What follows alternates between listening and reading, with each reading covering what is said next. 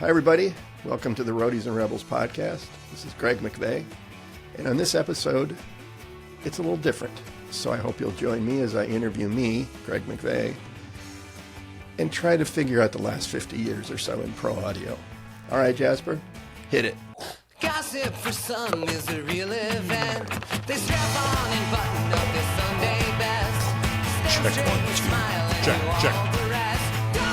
Welcome to the first episode of Roadies and Rebels, the podcast. My guest today is, well, he's an interesting guy. Greg McVeigh. He's the founder of Guest House Projects, the author of Just 100 Questions, and the creator of the Roadies and Rebels podcast. First question I want to ask you is, why a podcast? What's your next question, Greg? Okay, you don't want to do that one. So, are you a roadie or a rebel or both? Depends who you ask. So it's somewhere in between, or both, or none of the above. The podcast is called Roadies and Rebels. What's that all about? Earlier this year, I published a book called Just 100 Questions. In fact, it's right here.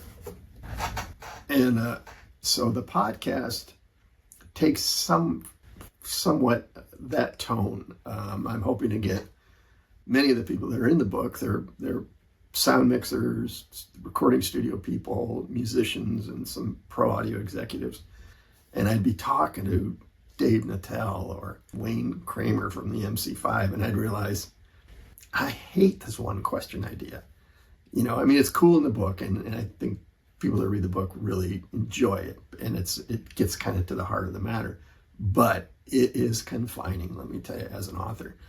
So with the podcast, I'm hoping to expand on that same kind of tone and vibe, if we can do it, and maybe some other people too. But you know, let these people talk about themselves a little more. I would always leave, if we're working on a question together, or if I'm talking to someone in person who's involved in tour, specifically tour sound or music, I always leave thinking, God, I didn't know that.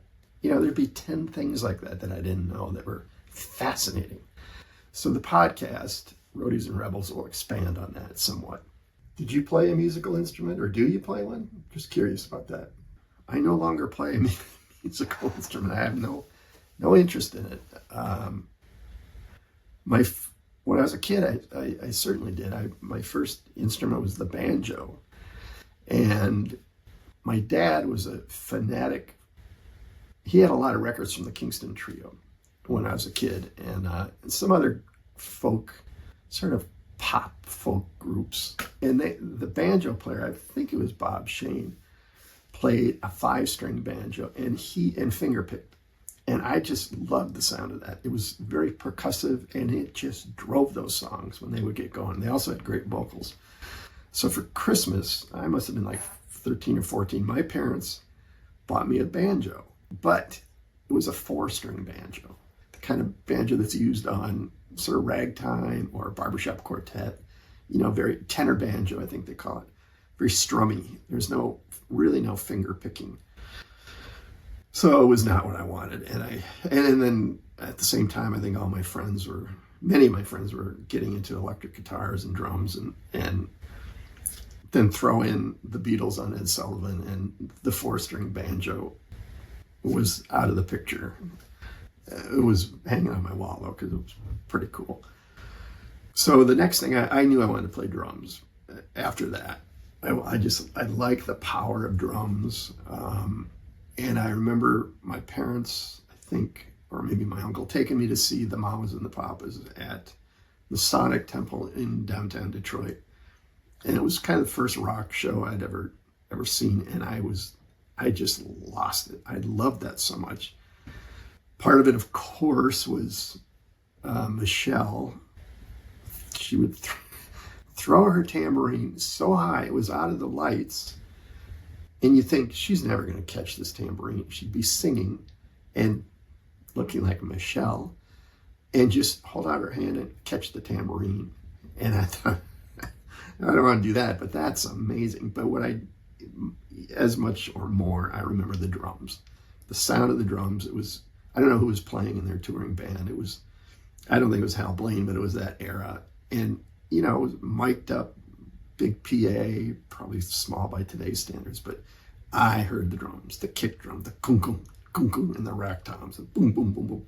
And I just loved it. And I thought, I want to be that guy who's way in the back, not in the spotlight necessarily, but louder than anyone else. Or so much, you know, it was obviously a band and beautifully mixed, but the drums were making a statement, you know, I'm here to keep this all together. So then I just bought a drum set, saved up for a drum set. I did all sorts of weird jobs and you know, a crap set, and refinished it in my parents' basement. I painted it like red. I'd seen Buddy Miles had like a red, white, and blue thing. So I did that, and it just always sounded terrible. But that's what I did. I played in bands all around Michigan, and you know, mostly with high school buddies. But then I started to expand a little bit.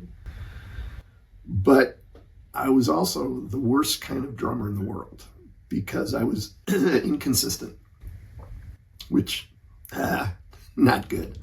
There'd be nights where I was brilliant, and the next night, same venue, same song, same band, I would suck. I don't know what it was. The band would be saying, all the band members were good. Greg, you're dragging, or you're rushing, or you're rushing and dragging. And then there's that golfing term, the yips, where something gets in the head of a golfer and they can't make a swing. And I would get the yips. Like, I'm overthinking this. And it was before click tracks or digital metronomes. And also, it was pointed out to me fairly recently by one of my dear friends who played with me. I never practiced. I remember Mark Jogan saying, you probably have more passion than anybody, but you refuse to practice. And, you know, it showed. So that was sort of the end of the drums. And then my brother, Scott, was going to Michigan State University. And at that time, a lot of the big colleges had good promotions, I don't know, department or programs, concert promotion programs. And Michigan State had one of the best. And they would get all the big touring acts. You know, the college venues were ripe for that kind of thing.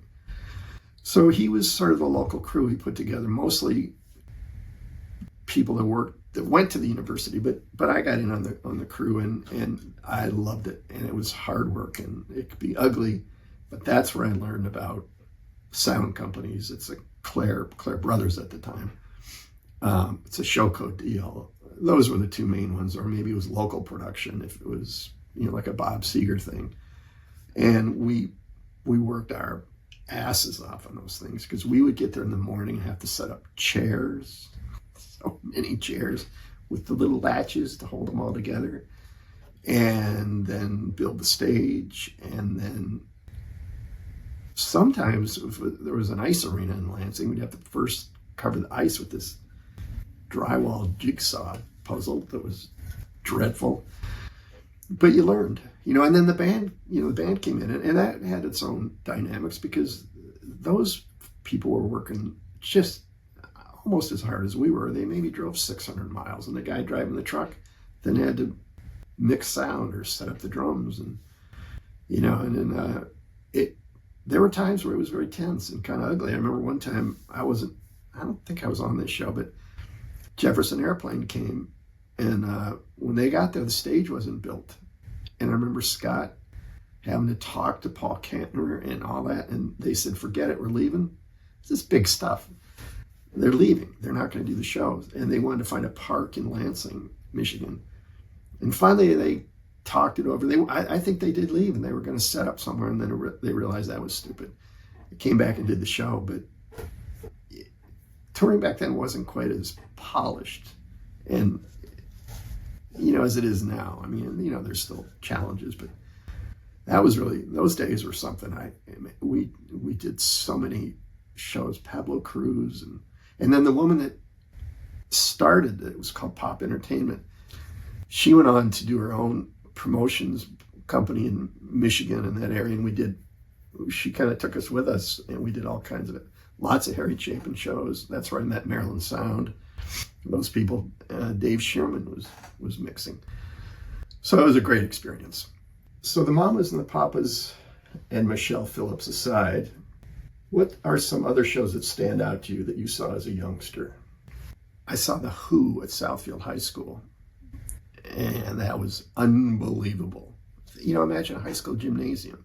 And then the next night, or maybe 2 nights after, they played Cobo Hall. I still don't know how all that worked. But there was a guy, Don was his father. And I just read about this a few years ago. He worked for the school district in the Detroit area or something, and just believed in putting on these concerts, free concerts, no alcohol or anything, for teens. We had The Who. Bob Seger played at my school assembly. It was unbelievable. With the Frost, Ted Nugent, a lot of Michigan acts, but Detroit had some pretty darn good local acts. Alice Cooper played, all these bands. So I was exposed to that early on, and Detroit was an incredible place musically, because we not only had the Detroit sound and all that with Motown, and then we had Canadian radio, the Guess Who, bands like that. And then the radio was amazing, even though it was just AM, FM, I don't know what it was, but you get stations late at night, they would crank up the transmitters, and I'd hear something out from Nashville if you held it just right. And so those early shows really left a mark. The MC5, saw the MC5 at a teen club, and it was the same show. It was Kick Out the Jams, motherfucker. It wasn't. They didn't turn into Donny Osmond just because they were playing for teenagers. It was a bunch of teens. What concerts still to this day stand out to you as impressive that you've seen? There's a couple. They obviously made an impression because I can talk to you about it so easily. One, believe it or not, was Robert Palmer, the suit and tie guy, the British guy that did Addicted to Love. He had a bunch of hits. He had a great voice, but he had a line of women behind him that played instruments and sang, and I think they ended up at some point doing a Pepsi commercial or something that he was in.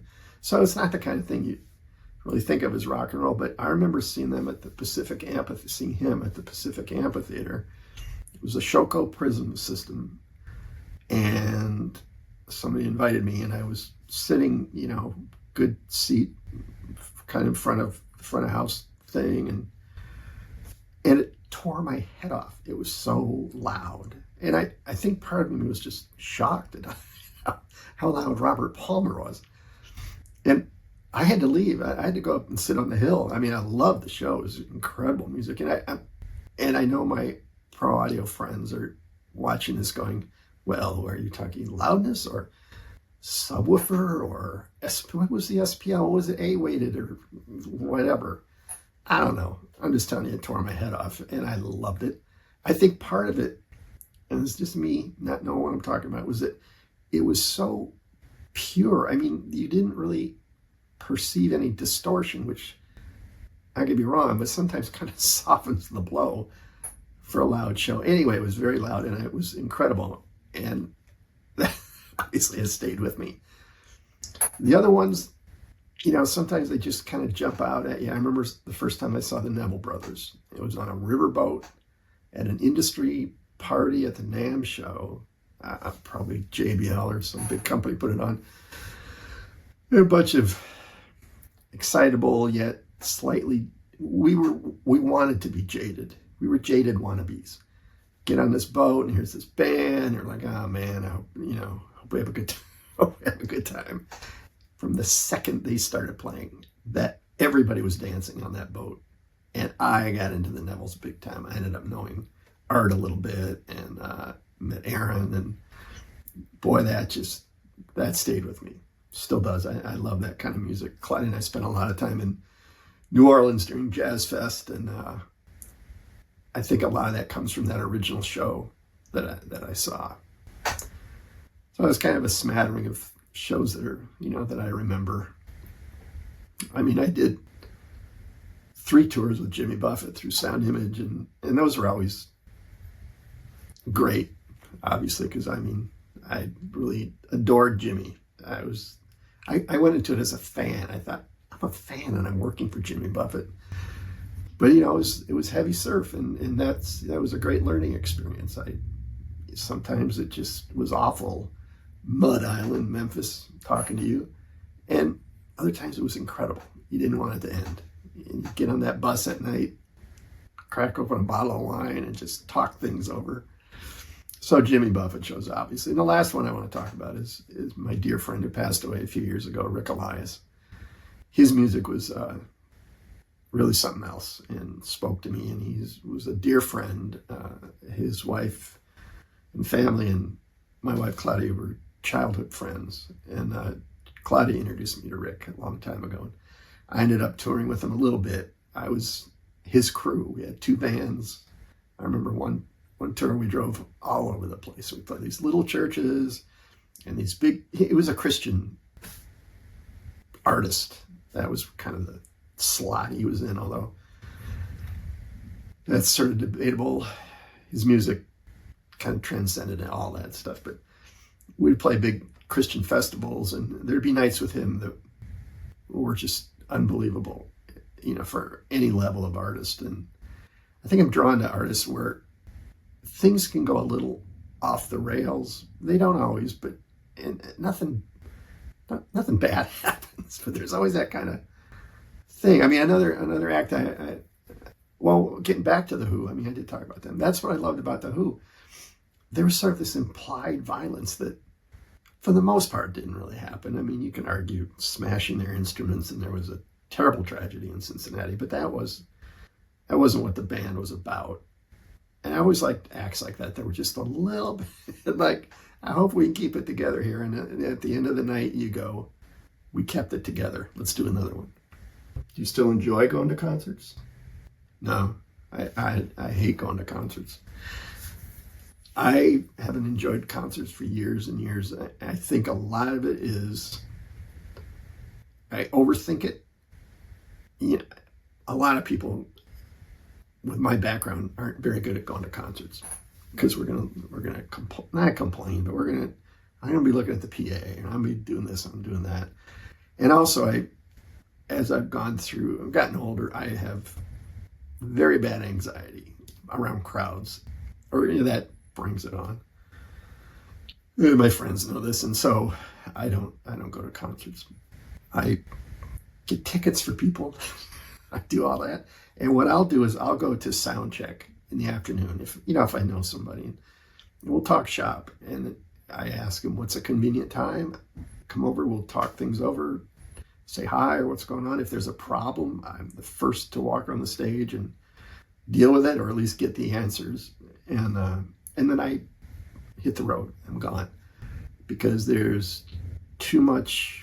They're doing too much work to have a guy like me saying, well, when do you think the tickets will be ready? Or I need an extra seat, or will this pass get me into catering? All those normal things that you might ask. And I've been on the other side of that when I've toured. Once in a while, a magazine editor would come to a show, and it's a distraction. It's nobody's fault, but it's definitely a distraction. I don't want to be that distraction to that person. So that's my happy time, is sitting in those sitting in an empty arena. I got all the seats I want, just watching the men and women putting on those shows, getting it together. They're rolling cases. It's the classic Jackson Browne song, get cases up them ramps. Because when it comes to moving me, you guys are the champs, and that's true. And I get to just sit there and kind of witness the whole thing. So, talk about your career path. You've been in this for 50 years or so. Can you talk a little bit about that? There was a path. I think I strayed from the career path a few times. After figuring out that I cared too much about music to play it. I mean, that sounds noble. I just was a shitty drummer at a certain level. When I moved to California, I realized, forget it, Greg. Sell your drums. You have no business doing this. And I was happy to do that. And I'd been around these scenes with my brother and the thing at Michigan State. And I just dug in deeper. I thought, this is what I want to do. I want to be around this. I don't know exactly how, but I want to be around this stuff. So I found, I first worked for a music store in Costa Mesa, and then a company called Express Sound that built recording studios. At that time, the early 70s, home studios were big time business, and TIAC was the company. And being in Southern California, a home studio was Stevie Wonder's home, or Danny Serafine from Chicago. I remember going to his place. The Village Recorder, the owner, I forget his name now, but Jordy Hormel, his home. So it was big. So I got involved with that. And that was hired by Soundcraft, the mixing console company from England. And this was before Harman bought him. So I worked in the American office, which was in Santa Monica. I was their sales manager, and it was great. From there, I took Harman bought him, and I left. That was it. I can't do this necktie stuff. So I went, and that's when I did my first Jimmy Buffett tour. And then QSC hired me. I worked there for 5 or 6 years. And from there, I went to Crest Audio. Clyde and I moved to New York and worked in New Jersey. And then I spent 10 years at Meyer Sound, handling their tour sound gear. And it's funny because it was a real sweet spot for me, being able to see the latest, greatest, but with all these high-end touring people around Claire, around Eighth Day Sound, around Sound Image, they were the customers and other, installs and things like that. But I loved it, and that was my sweet spot. I was talking to Dave Shadone the other day, and we're sort of, comparing combs on careers and stuff. And we both realized that I worked at those companies at their finest time. And that wasn't because of me. It was just luck. But Soundcraft, pre-Harman, no knock to Harman, but, we were paving some new ground here with these consoles. And they were going out on big tours and dealing with Buford Jones and Craig Schertz and those guys. And, that was really something. And then, QSC and Crest, those are power amps. That was some serious stuff. And it was at a good time. QSC was finding their legs. And they, thanks in a big part, I would say, to Sound Image.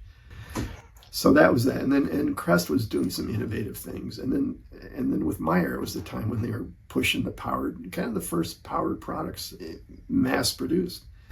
So I was so lucky to work for these companies. And then they all, in their own way, went large. And I don't do large very well. I do it very poorly. So I left. Each of them with different things, different stories that we won't get into. But I have such respect for those companies.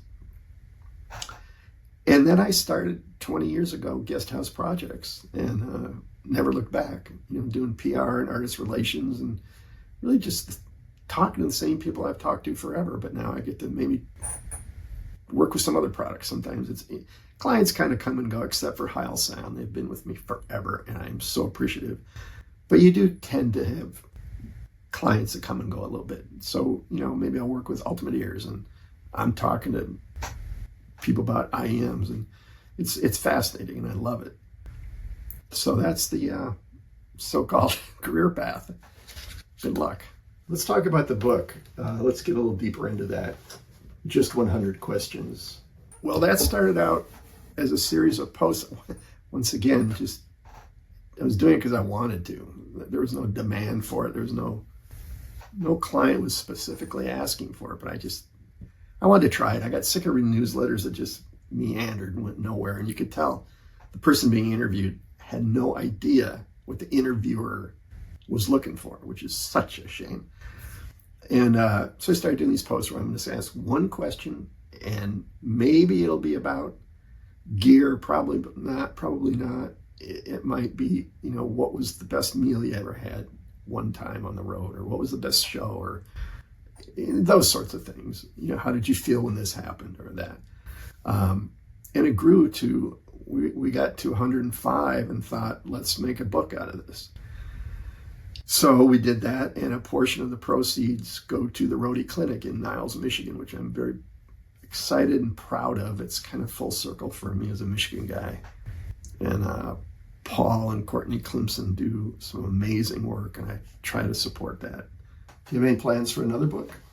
Oh, yeah, and there's a second book coming out. We can talk about that. It's called I came up with the Son of Just 100 Questions.